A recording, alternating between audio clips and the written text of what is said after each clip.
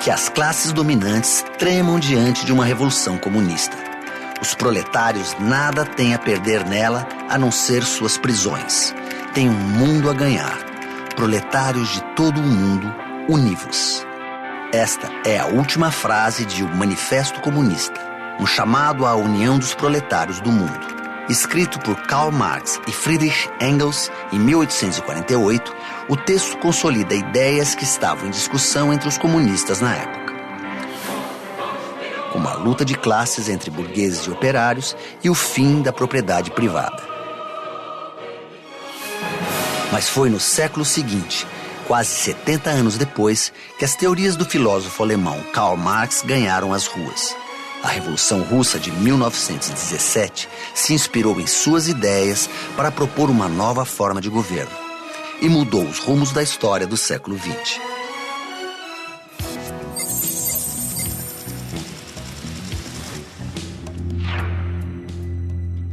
Karl Marx supôs que a Revolução Socialista aconteceria em um país desenvolvido e democrático, onde a riqueza gerada pelo capitalismo pudesse ser distribuída entre todos. A Rússia era um país bem diferente deste perfil na época. Primeiro é preciso dizer que a população russa vivia, em sua maioria, no campo. A atividade agrícola era a principal atividade econômica e a produção, basicamente, era uma produção feudal. As indústrias na Rússia eram localizadas, eram fortes, poderosas, mas muito localizadas, em poucas cidades da região.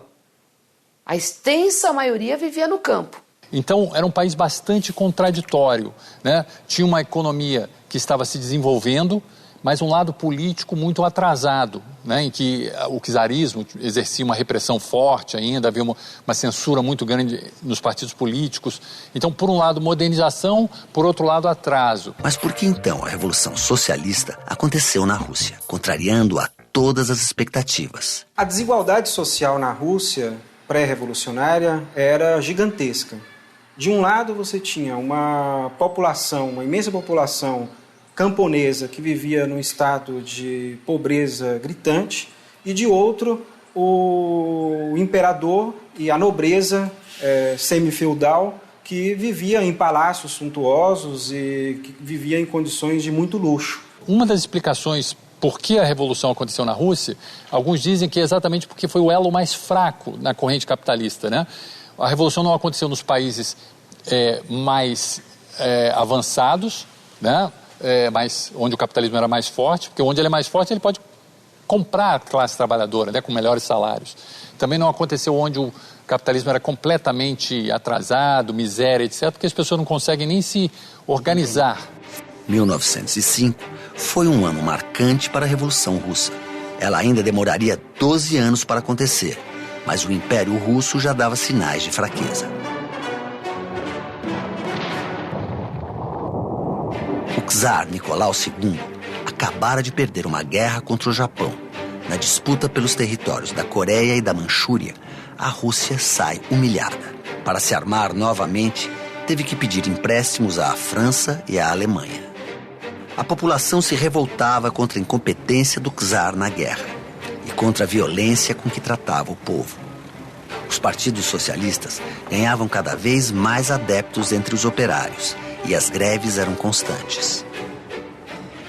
Em 1905, a população organiza uma imensa passeata, pacífica, e participavam mulheres, crianças, inclusive entoando hinos religiosos, hinos louvando o czar, o imperador da Rússia, e eles se dirigem ao palácio para pedir ao imperador melhores condições de vida. Então eles queriam levar uma petição ao czar de maneira não violenta, mas aí houve uma repressão muito forte, morreram muitas pessoas, e isso aí meio que foi um choque. O czar visto não mais como aquele paizinho benevolente, né, mas como um repressor. Ao longo de 1905, houve várias manifestações.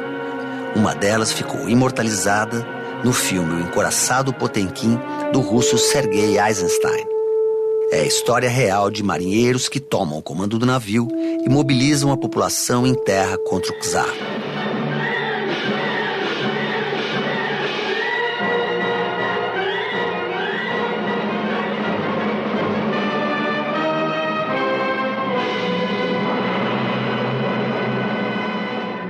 O encouraçado simbolicamente era muito importante, né, na marinha russa, e os marinheiros se sublevando significava que o próprio exército e a marinha já não estavam mais apoiando o czar. Então foi um momento simbólico muito importante que foi imortalizado no filme do Eisenstein, né? As tentativas de derrubar o czar não deram certo, mas o império teve que aceitar as condições impostas pelo povo e pela burguesia russa. O czar aceitou que a Rússia tivesse uma constituição, tivesse um parlamento, né, a chamada Duma, né, e foram legalizados os partidos políticos. Então, teoricamente, a partir de 1905, a Rússia passou de ser uma monarquia absolutista para uma monarquia constitucional. Os anos seguintes foram de grande agitação na Rússia. O regime monárquico era motivo de insatisfação entre todos os segmentos, dos burgueses aos trabalhadores.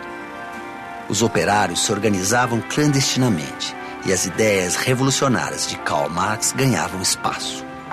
Entre 1905 e 1917, o Partido Operário Social-Democrata Russo, de origem marxista, continuou na clandestinidade.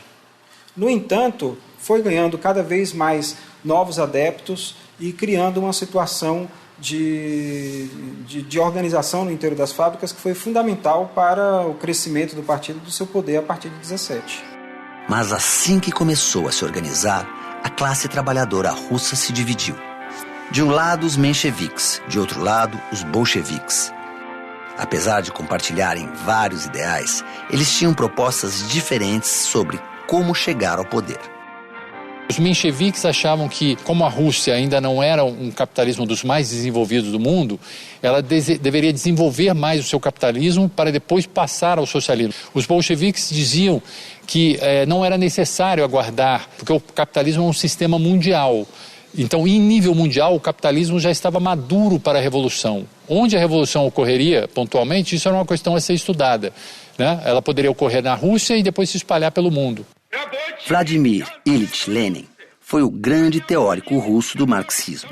Filho de família de classe média, ele estudou direito e chegou a trabalhar como advogado, muitas vezes defendendo o direito dos camponeses à terra. Ele também fundou uma liga pela emancipação da classe operária. Preso por conspiração, foi exilado, mas voltou à Rússia para participar da Revolução. A concepção de partido em Lenin é completamente diferente da concepção de partido do Estado burguês ou do regime capitalista. Então, não é objetivo do Partido Revolucionário Comunista disputar eleições e participar do regime democrático burguês buscando melhorias sistemáticas no capitalismo. É uma concepção de partido de uma minoria de militantes que visa a derrubada do Estado, organizando e dirigindo a ação revolucionária das massas. Eu acho que duas das contribuições principais do Lenin foram a chamada Aliança Operário-Camponesa que ele propôs, né? Porque como você vai fazer uma revolução proletária num país em que mais de 90% da população é camponesa, né? Com um proletariado pequeno? Então ele propôs uma aliança, né, do proletariado com o campesinato, mas de modo que o proletariado estivesse na vanguarda. O centralismo democrático seria uma forma de você ter, de uma parte, uma democracia. A parte democrática era, no momento da discussão, todos podem expressar suas opiniões. Mas a parte do centralismo é, uma vez tomada a decisão, todos os membros têm que seguir aquela decisão, mesmo não concordando. Em 1917, a situação na Rússia era insustentável. Faltavam alimentos, empregos e democracia. Ainda assim, Czar Nicolau II levou o país a participar da Primeira Guerra Mundial ao lado da França e da Inglaterra. Os motins eram diários, inclusive dentro do próprio exército. Em fevereiro, finalmente o Império caiu. Começava a Revolução Russa.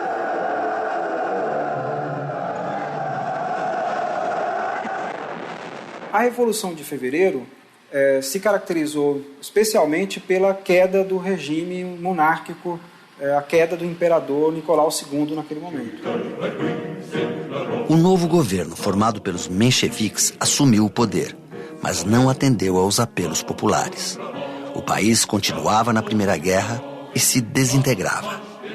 A inflação chegou a 1000%. As tropas que estavam no fronte desertavam, matando os oficiais. E as propriedades da nobreza eram atacadas na busca por alimentos. Um a um, os líderes bolcheviques exilados começam a voltar ao país e a organizar a tomada do poder. Os bolcheviques acabam mobilizando a participação popular, organizam comícios, passeatas, grandes manifestações. Os soldados que deserdam da guerra acabam mobilizando a participação desses soldados que voltam da guerra. Quando voltam, eles, além de soldados, eles também são operários. Só que dessa vez eles são operários armados e treinados. Então também esse movimento operário ganha uma força militar. A máxima bolchevique era ouvida nos sovietes, os conselhos populares russos. O povo quer paz, o povo quer pão e terra. Para chegar ao comando do país, eles organizaram uma operação militar. Os bolcheviques tomaram poder no que alguns dizem que foi um golpe, né? Porque eles não consultaram as massas para saber se poderiam tomar o poder, né? Já os bolcheviques diziam que, na verdade, a tomada deles ao poder correspondia às necessidades da massa, que queriam sair da guerra, que queriam terra, etc. E foi isso que os bolcheviques deram a eles. Uma das primeiras medidas da Revolução Russa foi a apropriação dos meios de produção pelo Estado para colocá-los a serviço das necessidades da classe trabalhadora. Mas os antigos governantes não concordaram, né? E alguns socialistas também não concordaram. Então houve um período, 1918, na verdade até 21, da chamada Guerra Civil, que dividiu o país entre os bolcheviques e alguns aliados, entre os socialistas revolucionários, e praticamente todo o resto. E para complicar mais ainda, nesse período da Guerra Civil, houve a intervenção de 14 países estrangeiros, né? Então foi um período muito difícil. De um lado, o Exército Vermelho, do outro, o Branco. O Exército Vermelho, comandado por um dos líderes bolcheviques, Leon Trotsky, enfrentou oposição durante 3 anos. O Exército Branco, que era contra a República de Operários e Camponeses na qual a Rússia se transformara, chegou a dominar grandes extensões de território. Mas como a Primeira Guerra continuava, não havia tantos recursos para sua manutenção. Ao final do conflito, restou um país totalmente arrasado. A economia da União das Repúblicas Socialistas Soviéticas estava reduzida a 1/5 do que era antes da Primeira Guerra. Como reconstruir o país? Alguns queriam reconstruir o país num comunismo bastante ortodoxo, em que tudo fosse estatal. O Lenin, que é uma pessoa bem mais pragmática, flexível, disse que não era possível, o Estado estava falido, não teria condição de reconstruir o país. Então ele propôs a NEP, a Nova Política Econômica, em russo. Foi um período que foi de 1921 a 1928 e possibilitou realmente uma reconstrução rápida do país devastado. Ela foi meio uma volta parcial ao capitalismo, entre aspas, de pequena escala, né? Foi permitida a iniciativa privada em pequena escala, enquanto o governo mantinha o controle das grandes alturas da economia. Isso era considerado um estágio para o Lenin e outros teóricos, um estágio para poder alcançar o socialismo. As décadas seguintes trariam outro destino à Revolução. Com a morte de Lenin e a chegada de Joseph Stalin ao poder, a União Soviética viveria décadas de totalitarismo. Stalin perseguiu até mesmo os companheiros de partido. A ideia era defender os trabalhadores, os operários, estender essa defesa para os camponeses. Nesse momento, a luta se transforma. Aquele partido único que era para dissolver, não se dissolve. O partido acaba fazendo uma ditadura que se torna permanente. E Stalin acaba matando todos os seus opositores.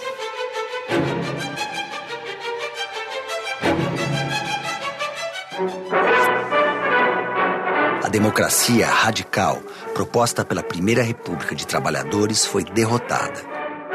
Alguns especialistas dizem que foi pela necessidade de centralizar o poder diante da guerra e da destruição do país. Outros interpretam como um desvio dos ideais revolucionários. Polêmica à parte, a importância da Revolução Russa no processo histórico é incontestável, assim como os avanços econômicos que o país experimentou, tornando-se uma potência mundial com progressos científicos e sociais. O que aconteceu na Rússia acabou influenciando diversos países, acabou influenciando diversos lugares do mundo, contrários ou a favor.